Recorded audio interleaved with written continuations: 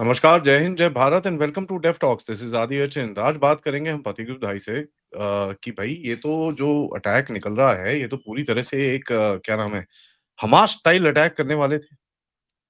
And हमने ये बड़ा क्लियरली देखा कि भाई कल एक बंदा पकड़ा गया। ठीक है जी, बंदा उसके बारे में बताएंगे, बट उसके ये पता चला कि he was a drone technician. वो तो रॉकेट्स और ड्रोन्स और पता नहीं क्या-क्या तरह का अटैक करने की कोशिश कर रहे थे। So yeah, the Delhi bomb blast, when yes, there is no question, it is a dastardly attack इसमें जिसमें लोग गए हैं and our सहानुभूति to everybody whose family members have passed away and people who are injured. But अभी जो जिस तरह से ये गेम खुल रहा है, this actually tells you the game was much much bigger। और तब जैसे मैं रोज बोलता हूँ कि साहब now we actually realize why it is taking so much time. So let's find out from Patikut bhai what's happening. नमस्कार। नमस्कार। वो एनआईए वाला एक आप जरा अगर कोड दिखा देंगे पहले। सो सो बेसिकली अगर आप देखें, मैं एक चीज पहले कहना चाहता हूँ। एक टेम्पलेट है और आदि के शो में सम ऑफ द पैनलिस्ट जो एक्सपर्ट्स है उन्होंने भी कहा था ये कि इजराइल में जो होता है। So let's read it out first. In a statement the NIA said that it's investigations have revealed that Jasir had allegedly provided technical support for carrying out terror attacks by modifying drones and attempting to make rockets ahead of the deadly car bomb blast, which killed 15 uh, थोड़ा सा which killed 15 persons and left over 30 persons injured. As per the NIA, Jasir, a resident of Qazi Gand in Anantnag district of Jammu and Kashmir, was an active co-conspirator behind the attack and had worked closely with the terrorist Umar Nabi to plan the terror carnage that was executed them at around 7 p.m. on November जो भी है। So basically देखिए, मैं हम लोगों ने भी ये डिस्कस किया कि एजेंसीज ने कुछ लोग जो हमारे यहाँ पे मतलब एक दिन वो सडनली दे बिकम हाइपर कि भाई एजेंसीज क्या कर रहा है। एजेंसीज ने they stop a series of bomb blast जो उसको सीरियल ब्लास्ट कहा जाता है। There's a huge thing that the agencies have stopped. Yes, what happened on that day, unfortunate. But शायद उन लोगों ने the agencies have stopped at least 16 to 17 या 20 major bomb blasts. जैसे मैं कह रहा था कि इजराइल में जो होता है, आदि भाई के शो में भी some of the experts have said it, जो इजराइल में होता है over a period of 1 to 2 years या फिर 3 years, that gets replicated in India.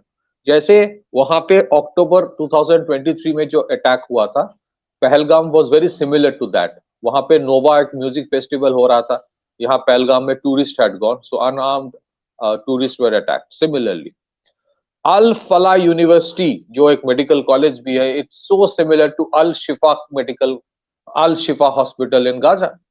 Al Shifa Hospital was a hub for Hamas operations and यहाँ पे वो अल फला हो गया।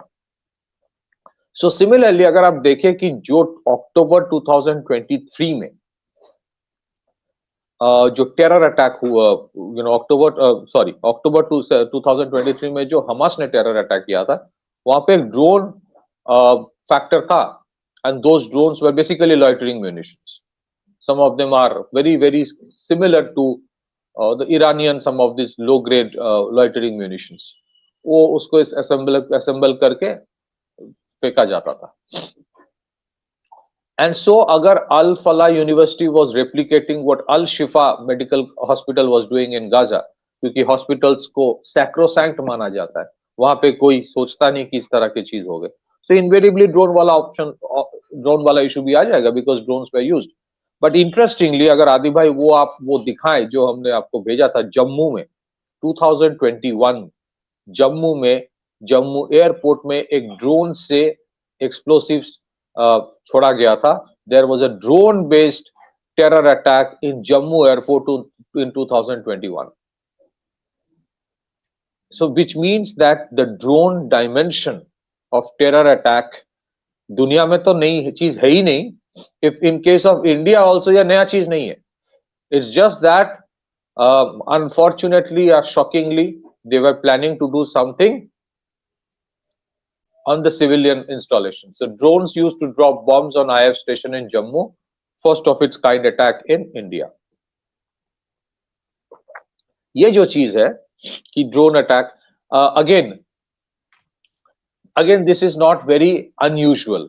आदि भाई, दूसरा जो मैंने न्यूयॉर्क टाइम्स का आपको भेजा, हाँ, सो दिस वाज इंटरेस्टिंगली, ये जो रशिया यूक्रेन लड़ाई चल रहा है, रशिया यूक्रेन लड़ाई में पीपल हैव सीन कि जिस तरह से at a high intensity drones का इस्तेमाल हो रहा है from both the sides, from extremely low end first person view drones to high end loitering munitions, kamikaze drones, हर चीज, हर तरह का.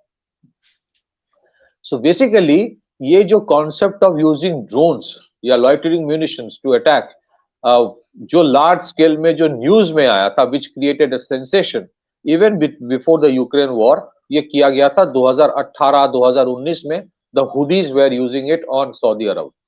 सऊदी अरब का जो एक बहुत बड़ा ऑयल इंस्टॉलेशन अपकाइक में है, रिफाइनरीज है, वहां पे जो ऑयल डिपो है, वहां पे इन लोगों ने लॉइटरिंग म्यूनिशन से अटैक करने की कोशिश की. And it was very successful, क्योंकि उनके जो एयर डिफेंस सिस्टम है, दे कुड नॉट रिकॉग्नाइज कि ये इनकमिंग जो है वो पंछी है या मिसाइल है, because they are very small. तो पेट्रियट जो एयर डिफेंस सिस्टम है डिडंट वर्क मच, और दे वर सेंडिंग इन 100 से ज्यादा एक बार, they were sending swarm drones की तरह अटैक हो रहा था. अगर आप 50 को भी नीचे गिरा दोगे, फिर भी 50 विल गो एंड हिट. और they were carrying, each were carrying around 50 to 100 odd kg of munition. So it's not surprising अगर जैश या पाकिस्तान बेस्ड टेरर ऑर्गेनाइजेशन ये सोचे कि let's use it in India, क्योंकि टेरर ऑर्गेनाइजेशंस जो होते हैं they also learn from each other. अद्दी भाई, अगला पिक्चर अगर आप दिखाएंगे कि जैसे बीएसएफ ने जो ड्रोन्स पकड़ते रहते हैं इन पंजाब एंड जम्मू, जो, हाँ, so very frequently, almost on a regular basis, ये पाकिस्तान की तरफ से ड्रोन से यहाँ पे हैंड ग्रेनेड्स, AK-47, ड्रग्स, ये ट्रैफिकिंग की जाती है. So drones have become for them the new means for smuggling in weapons and narcotics and fake currency. सो इसी वजह से अभी बीएसएफ ने भी अपना एंटी ड्रोन स्क्वाड तैयार किया है for and these are very low end drones. Challenge कहां पे है? There are 3-4 challenges. अगर जैश या टेरर ऑर्गेनाइजेशन इसको रेप्लिकेट करता है, ट्रेडिशनली अगर आप बोले तो we should not be surprised. ये पहले भी बहुत जगह हो चुका है and I am sure agencies are aware of it. आपके काउंटर जो अनमैन्ड सिस्टम्स है, आप क्रिटिकल इंस्टॉलेशंस में उसको लगाओगे, that's all fine, but I think a time will come जब every high rise building will need to have a counter unmanned system. क्योंकि ये ड्रोन्स जो इस्तेमाल करेंगे जैश वैसे, कोई high and high tech drones नहीं होगा जिसके 100 बार ट्रायल हो गया. हमारे देश में सम ऑफ द जो हमारे डिफेंस रिसर्च ऑर्गेनाइजेशन है जो सालों लगाते हैं, ऐसा नहीं होता है. These are low end drones. ऐसे बहुत सारे ड्रोन्स है जो फर्टिलाइजर स्प्रे के लिए इस्तेमाल किया जाता है. आपको ये बल्क में चाइना से आप खरीद सकते हो. आप गूगल में जाके सर्च मारोगे, ऑनलाइन आप खरीद सकते हो. उसको थोड़ा इम्प्रोवाइज करना होता है to fit in some explosives and it will do the needful. It will do the needful. Now the problem is drones का आज इस्तेमाल बढ़ रहा है इंडिया में भी. बहुत एमेच्योर लोग भी, बच्चे या young, they actually use drones, ऐसे ही उड़ाते हैं. फिर उसके बाद बहुत सारे प्रोफेशनल कमर्शियल एप्लीकेशंस ड्रोन्स की बढ़ रहा है. How would you distinguish between those drones and N incoming danger? It's a very very big threat. तो आपको अगर हर चीज रेगुलेट करना है, फिर उसमें भी प्रॉब्लम आ जाएंगे. लोग बोलेंगे नहीं, इतना रेगुलेशन क्यों है? अभी रेगुलेशंस है. से for example with in a 5 kilometre zone of a airport या कुछ और इंस्टॉलेशंस, यू कैन नॉट, अरे पर्टिकुलर ऑल्टीट्यूड के ऊपर आप चला नहीं सकते. But the most shocking thing, the most shocking या फिर द मोस्ट क्रिटिकल या रिस्की थिंग ये जरूरी नहीं है कि जैश पाकिस्तान से कोई ड्रोन लॉन्च करेगा और यहाँ आके वो बस्ट करेगा।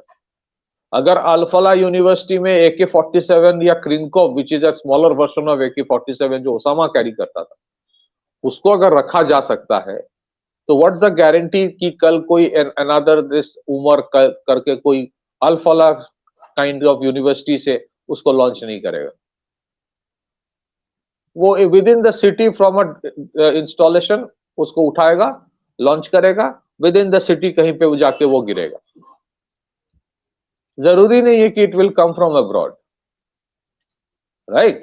If correct me if I am wrong, because that's how terrorism जो होता है, इसी तरह से टेररिज्म एक्चुअली मॉर्फ्स इटसेल्फ, इसको मॉर्फिंग कहते हैं। वो अपने आप को it's like a chameleon, it will reshape itself.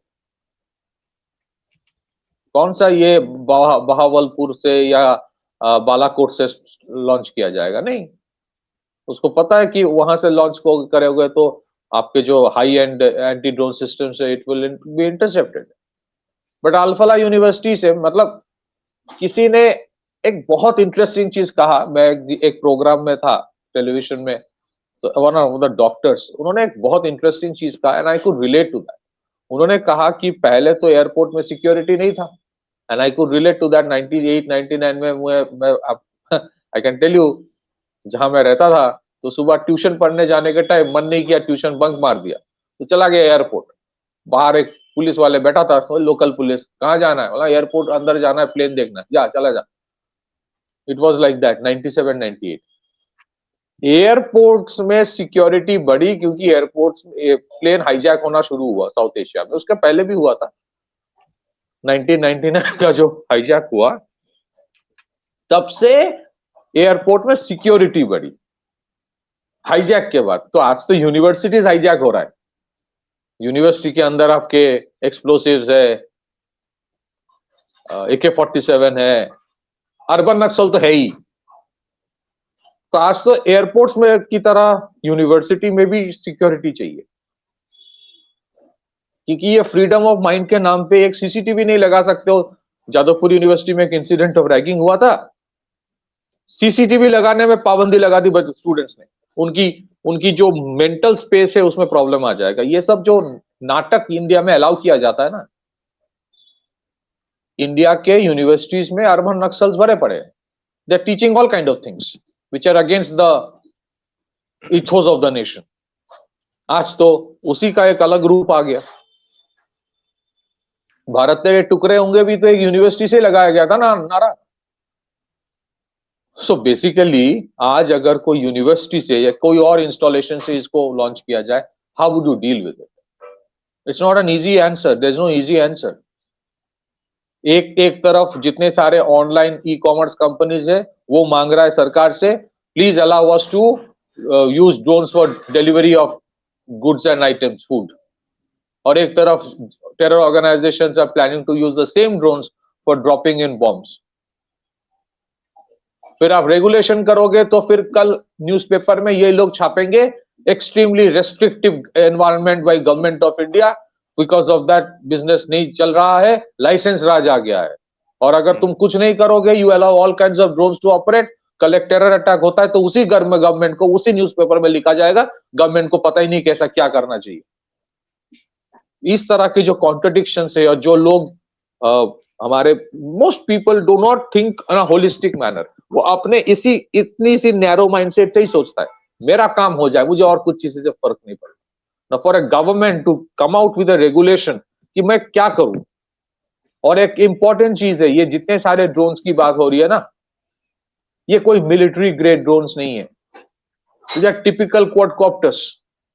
DJI वाला जो चाइना बनाता है, आपको गूगल में सर्च करो, आपको आप आज 10 15 20 आप प्रोक्योर कर पाओगे उसको। थोड़ा सा कोई भी, you don't even need to be a drone engineer, आपको बेसिक मैकेनिकल इंजीनियरिंग आती है, थोड़ा बहुत आप उसको गैरेज में जाके थोड़ा इंप्रोवाइज कर सकते हो। If you can have improvise explosive device, तो you can improvise the drone to have an improvise explosive device embedded in it.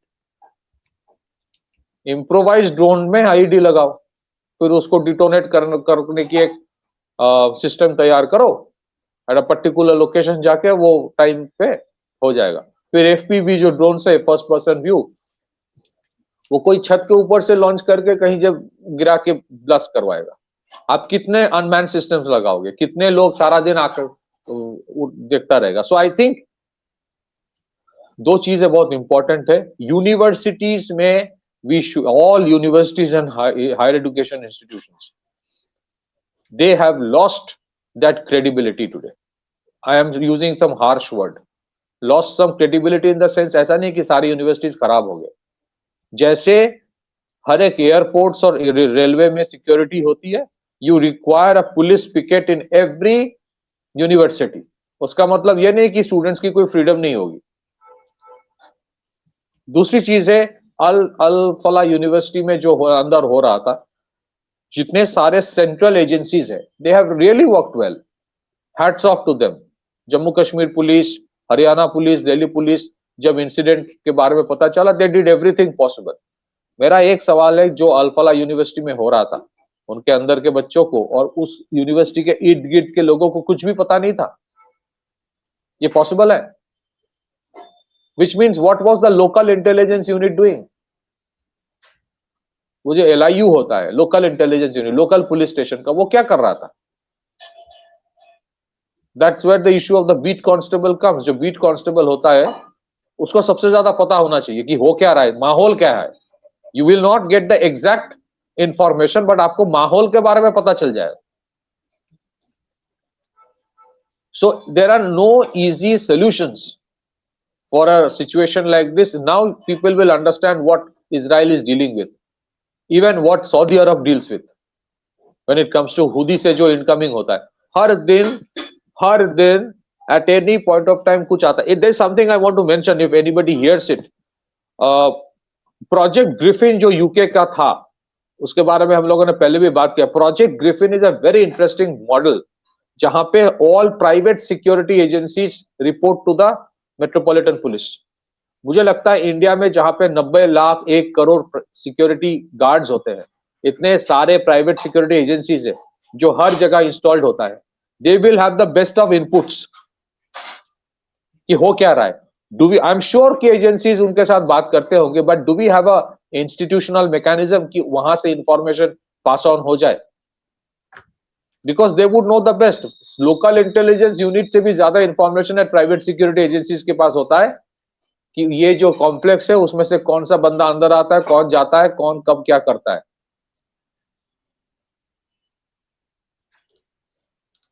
So preempting is the most important thing, and secondly, I think we are reaching a stage जहां पे you have to coexist with threats of terror.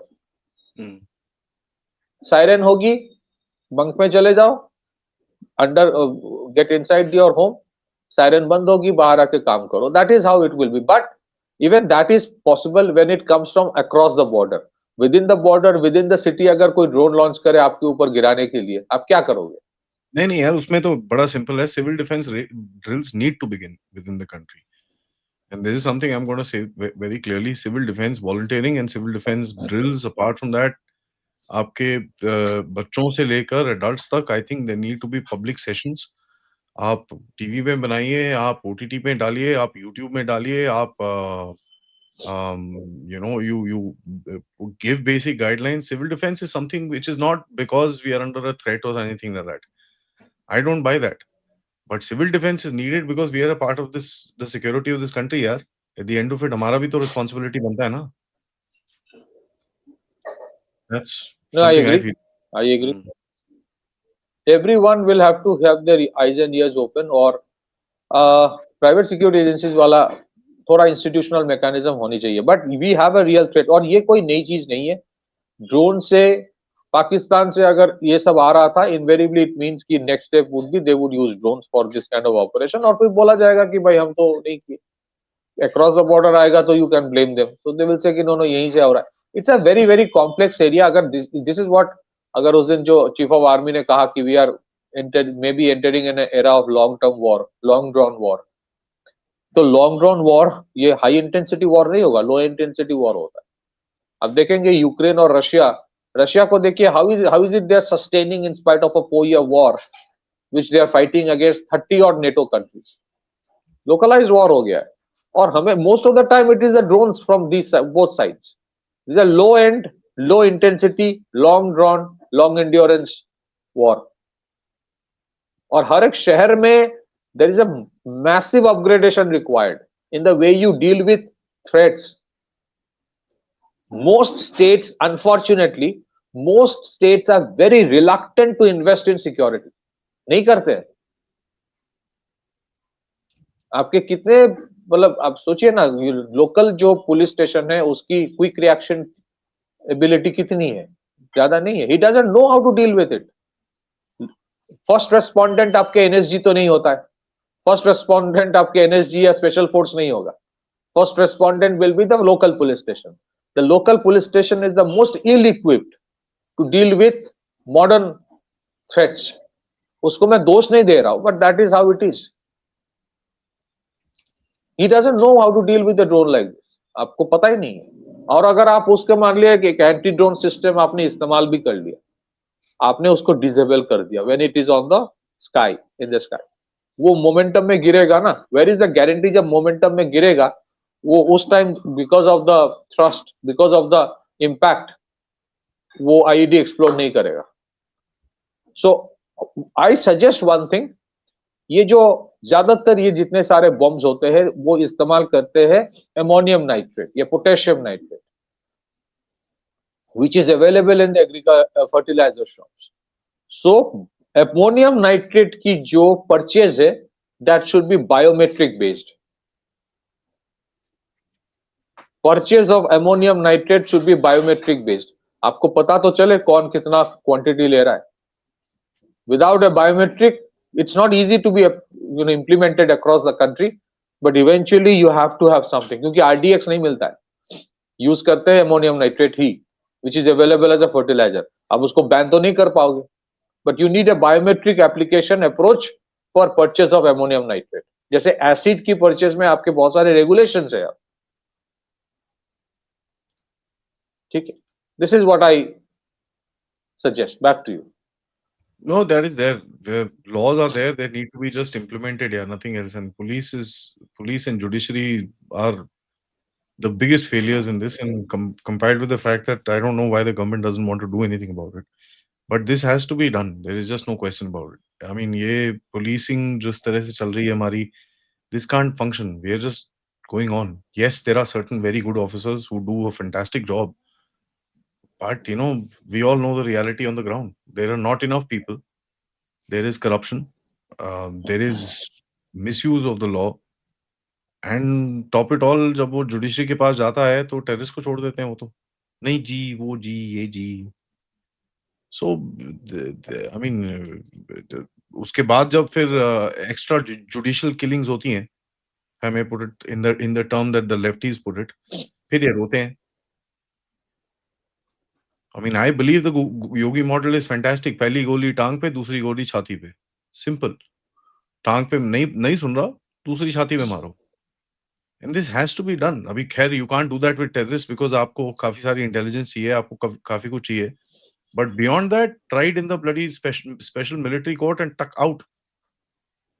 एक खौफ जाना चाहिए यार. I just want to add one thing. मुझे आज तक नहीं समझ आया.